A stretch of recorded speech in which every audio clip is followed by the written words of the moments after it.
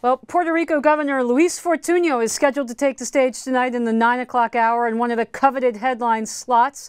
I had a chance to interview the governor last night about the Hispanic vote and whether or not Republicans can make headway there. Have a listen. Governor Fortuño, welcome to Opinion Journal. Thank you.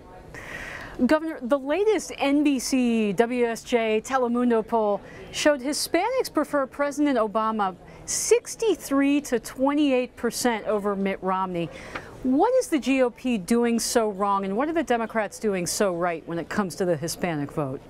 Well, as you know, in the last 2 or 3 elections, Hispanic voters have been able to swung, one way or another, depending on the election. And actually, that vote has not been cemented until the very end. For example, in 2004, almost half of Hispanic voters supported Governor Bush's re-election.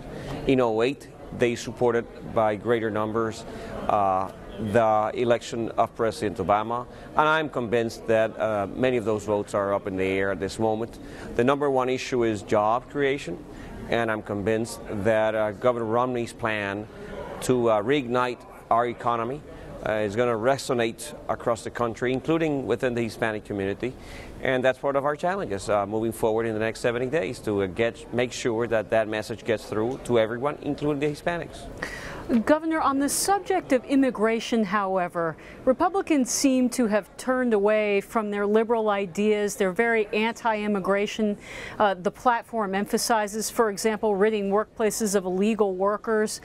Can the GOP really attract a significant amount of that Hispanic vote on that particular immigration platform?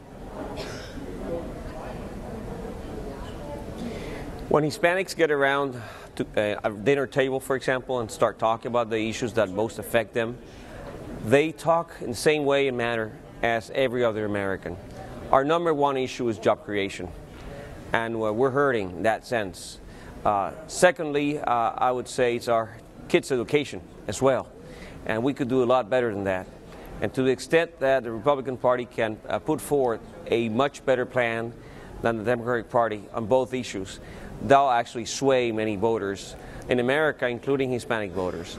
So as I see it, we need to get our message across. Of course, the tenor of the public discourse has to be in line with our common goals, but at the end of the day, it's jobs and education that matters most. Governor, you're sitting in Florida, which is home to probably one of the most dynamic young Hispanic politicians in America today, Senator Marco Rubio. He was touted as a potential VP pick for Mitt Romney. He was passed over for Paul Ryan.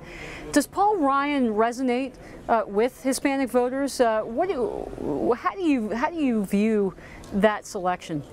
Well, I know Congressman Ryan, and he brings to the ticket a lot of energy. He's young, as Senator Rubio is as well, and any of the two could have done a wonderful job. At the end of the day, this has to be a very personal decision on the part of the nominee. Our nominee is Governor Romney, and he decided that Congressman Ryan would be the right person to fill that spot.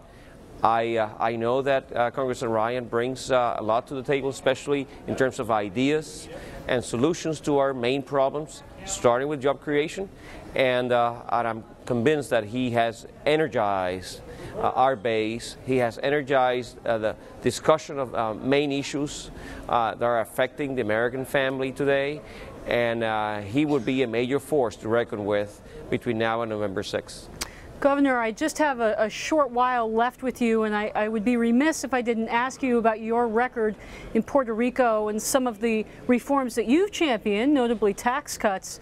How did you sell that policy, and is it similar to the kind of rhetoric that Romney and Ryan are using in Tampa? Well, I don't know about rhetoric. I know about results, and that's what I care about.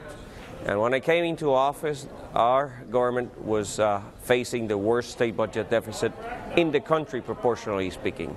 For every dollar our state government had, we were spending $1.44. Today we're spending $1.03, and by next year we would have balanced the budget and stay paying down our debt.